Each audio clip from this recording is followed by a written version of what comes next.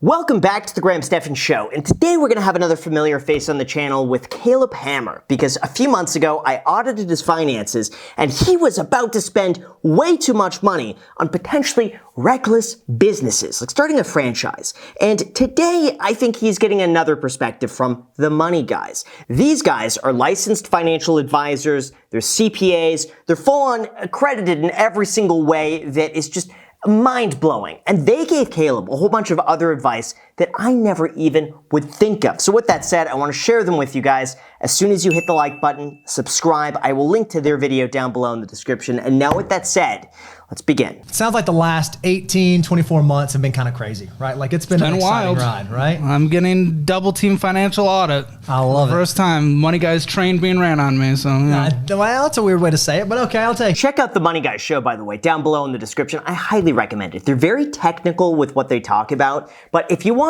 more advanced finances, these two are your guys. They're fantastic. I actually went to their office. When was it? I think about a year ago in Nashville. It was incredible. They were so nice. So check out their channel, support them as well, and here's what they have to say. I was a piece of poo when it came to saving money and spending money. I was student loan debt and getting a family loan so I could put a down payment on a car debt and private student loans and 3 credit cards. I don't know. It's been a long time now. See, sometimes it just takes a wake-up call. Like you dig yourself so deep and then you realize, oh, wait a second, I'm all the way down here. If I want to get up there and that's where my goal is, I got to climb out of this. I got to make some radical changes. So I think with finances, weight could be one of them, health, business, work ethic, relationships. There could be a lot of things like that where you just kind of let yourself go and then you don't really realize it until you're so far behind where you want to be. And then that prompts a change. We'll definitely start a lower middle class in terms of dad being a gas station clerk and my mom being a front desk person at like an eye place. She went back, got a nursing degree. She ended up doing well with that. And my dad's business has taken off recently. So the youngest brother, he's living the life. I'm about to say, he's not doing the same thing that you had to go through. Caleb should really talk about his background more. I mean, it really gives people a lot of perspective in terms of his own advice, where he comes from, how he speaks of experience. He's not this guy necessarily just trying, no, don't spend money, it's bad, that's bad. Like there's a lot more depth to him. And I don't think a lot of people realize that until they hear his story. I have in my business checking account, and this is not enough anymore. This is what it was at the beginning that someone recommended at the size we were, $25,000.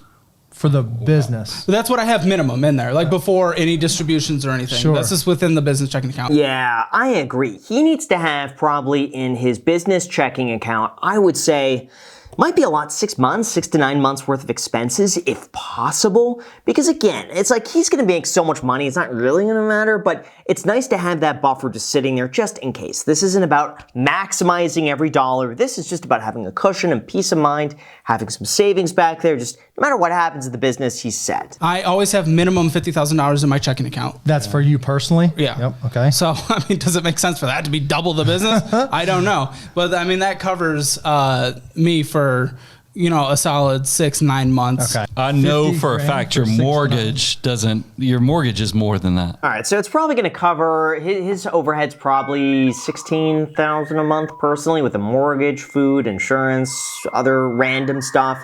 So 3 to 5 months, give or take, depending on how he's spending it. Probably cut back if needed, but I would beef that up a little bit. High yield savings account. Right now you get like 4.5%.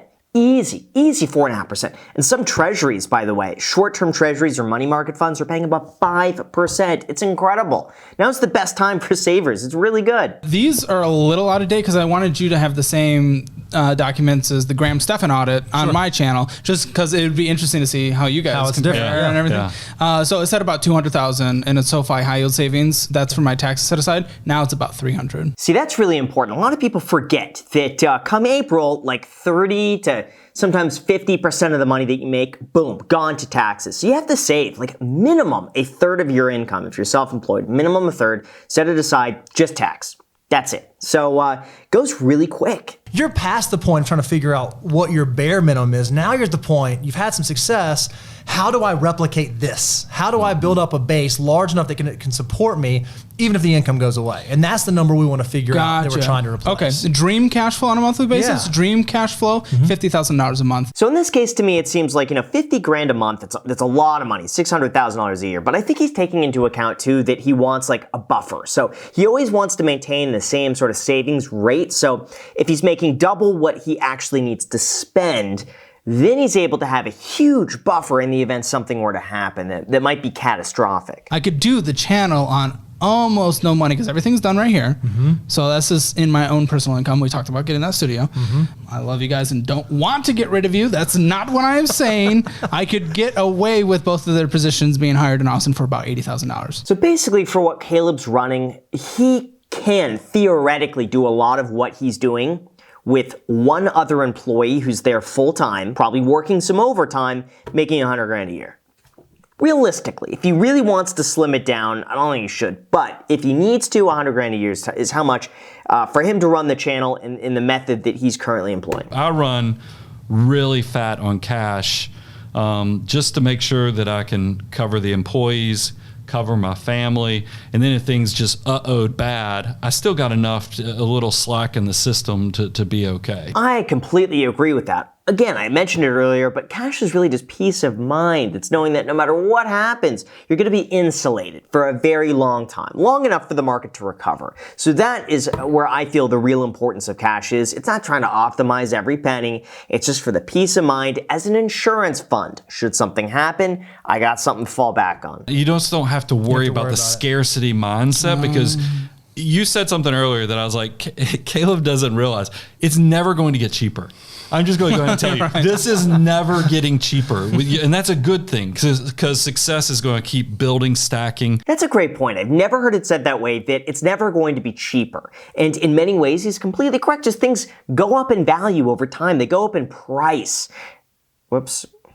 My computer just updated. They go up in price. And, going in with that mindset that, this is the beginning and it's going to end up a lot more expensive, I think is so valuable. The goal for the business at the end of the year by January 1st, I have $200,000. Love it. That's great. So that'll be my goal. And I think 50 based on your 8,500. If 85 is your baseline personally, I think $50,000 to $60,000 personally in cash probably makes a lot of sense. Cool. I would agree with that completely. I think they're spot on. I mean, you could tell these are professionals. They're very meticulous. They talk about his goals, the business's goals, where they need to wind up to be in the best position possible. I mean, they are just experts. You said your goal is to be able to live off of $25,000 a month. We're trying to figure out, okay, what steps are you taking to move towards a portfolio that can sustain that long term or move towards an asset base? So if you use a very conservative safe withdrawal rate of like 4%, divide 300,000. Haven't we switched it to 3 these days? Okay. Hey, let's use 3. Let's be conservative and use 3.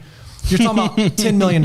What they're talking about is what's called the safe withdrawal rate. That basically says you could spend 4% of whatever the portfolio's value is throughout retirement without running out. So if you have $1 million in retirement, you could spend $40,000 a year throughout retirement with pretty much a non-existent probability of, running out before before you're not here anymore, before you're unalived.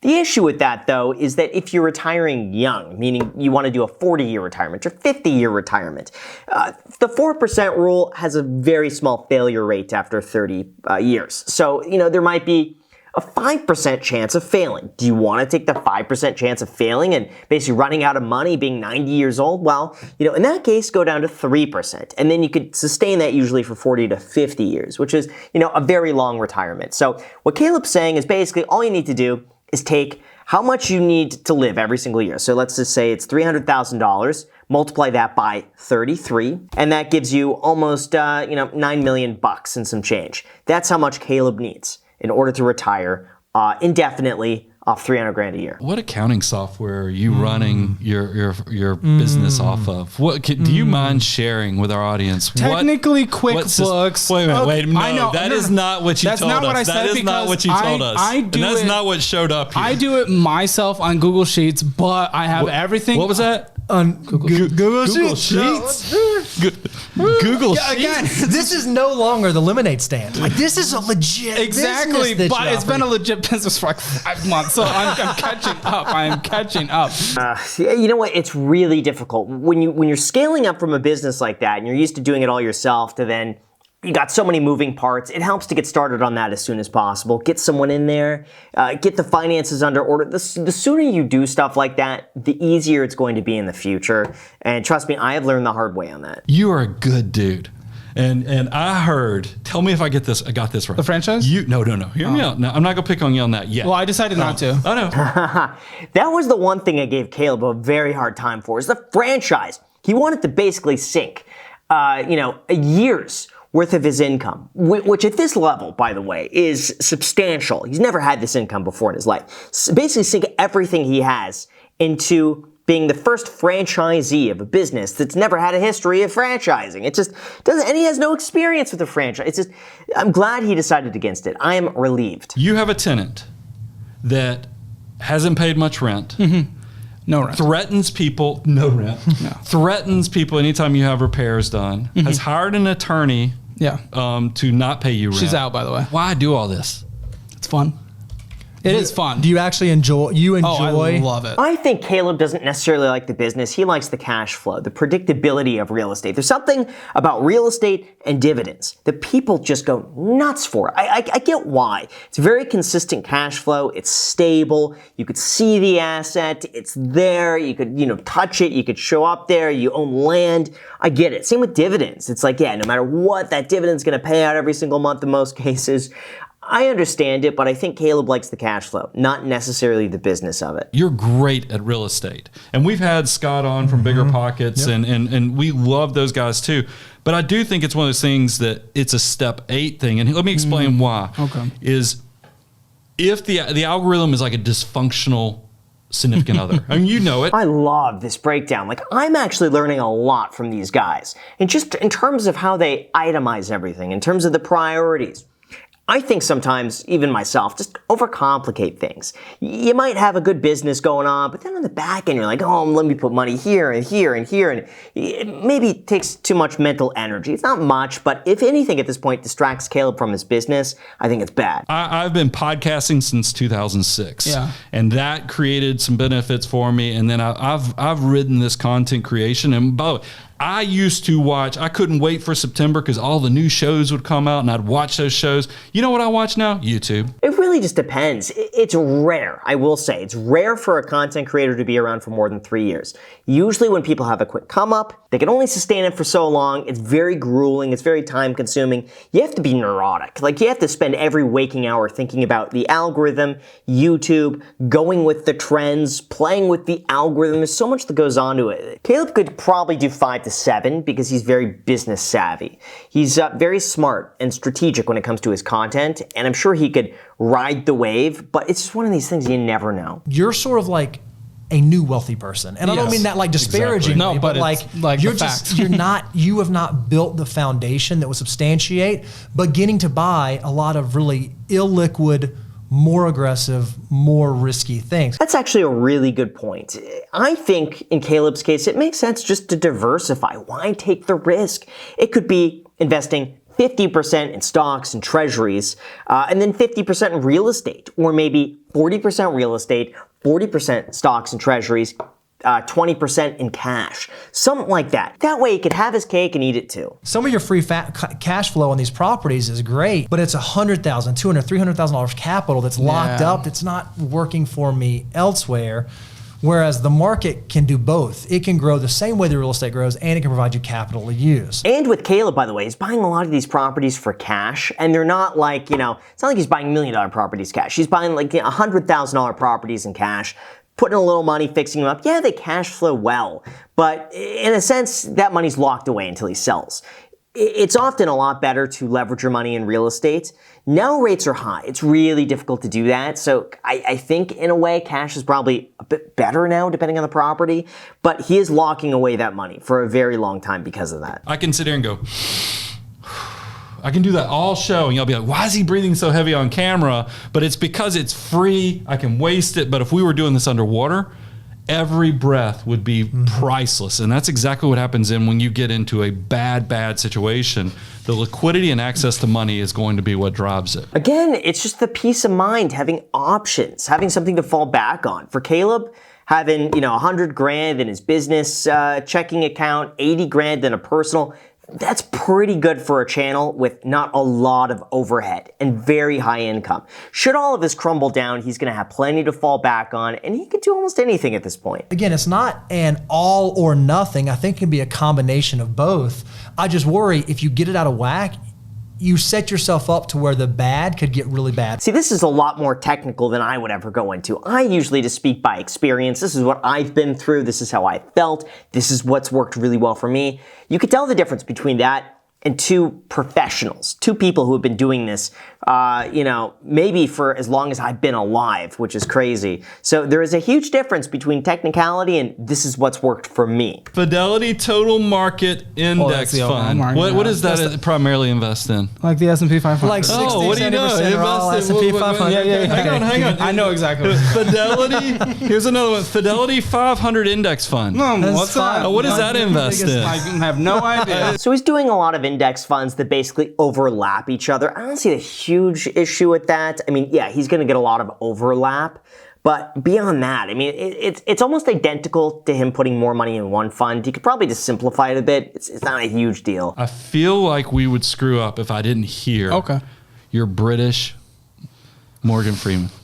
Because I have a great accent as well. Yeah. So I wanted to hear yours. Hello, I'm Morgan Freeman, isn't it? Oh my gosh, you guys got to see the clip on my audit. We went through his, I think it was Hinge, and one of the things he says like about me is like he has a really good British Morgan Freeman accent, and it's just like, hi guys, I'm Morgan Freeman. It was just like really bad. I didn't see the appeal in it, but Caleb did. I wanted you to have your own laminated copy. This is not my actual original. This is actually your copy. Now, very well, you could throw it away after we leave, but at least I got had some requests. Well, this is awesome. Caleb should be giving all of his guests like little things like this, like checklists, or things to send them off to help on their journey. Maybe just a checklist. It could be a budgeting tool or just something. So everyone on his channel has a means to be able to save more money, get out of the rut, pay off debt, just something basic to hand off to people I think would be helpful to keep them accountable. I want you to pay for your Ashley furniture.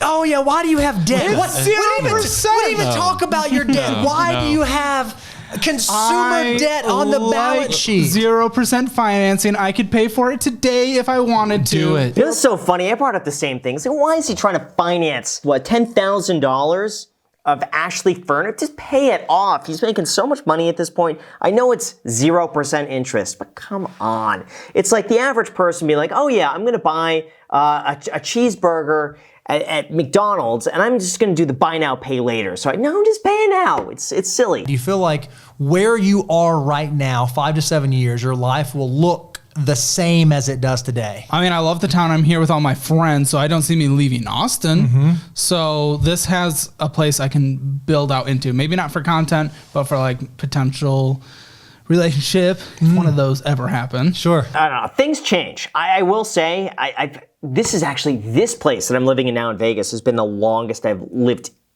almost anywhere since I was a kid.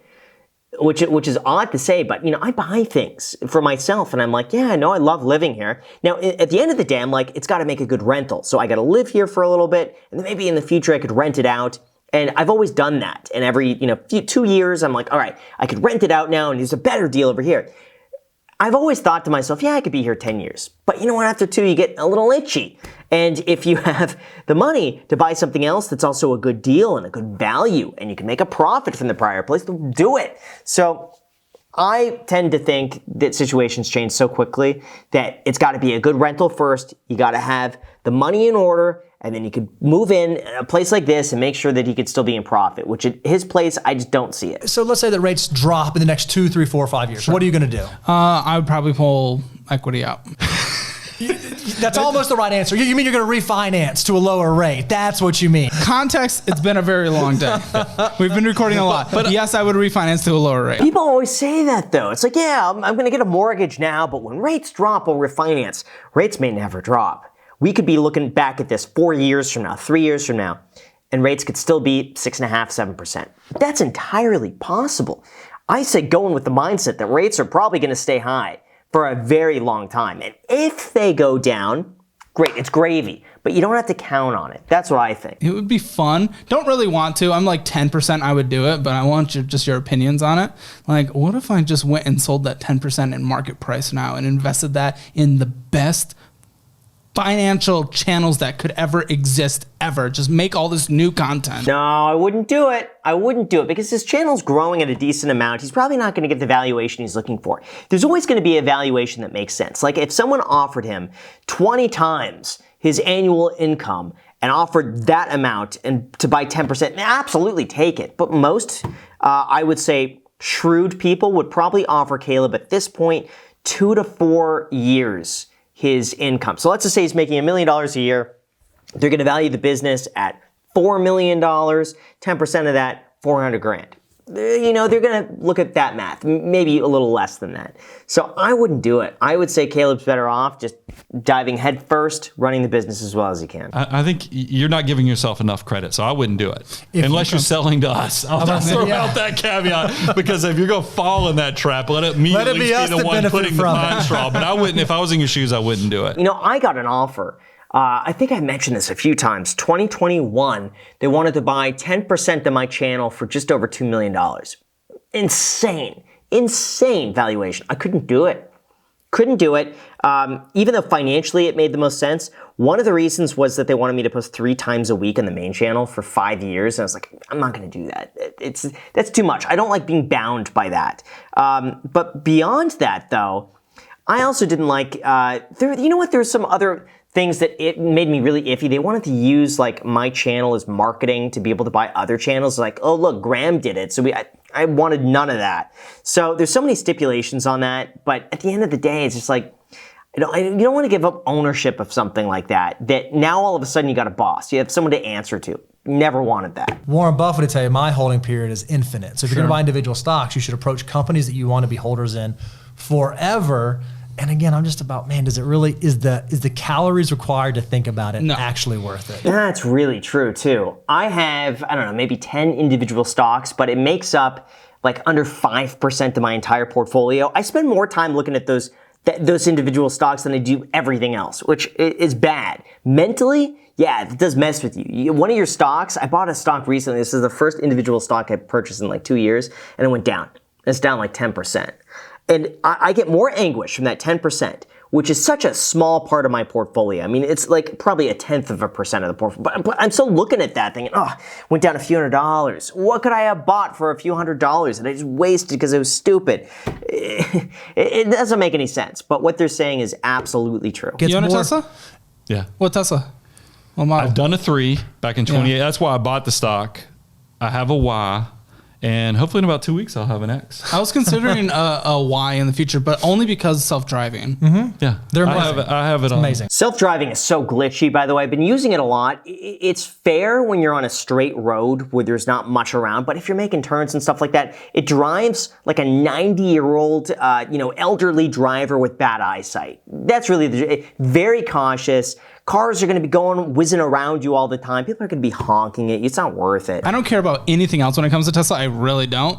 And I know you love Tesla, so no offense. Right. But self-driving. It sounds pretty awesome, doesn't it? Yeah.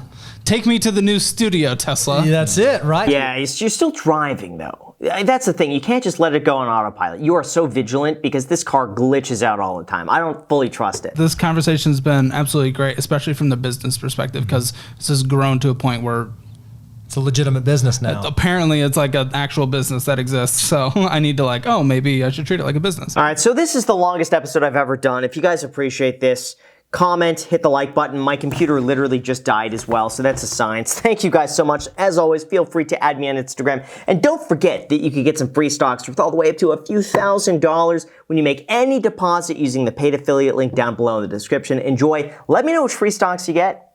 Enjoy. Thank you so much, and until next time.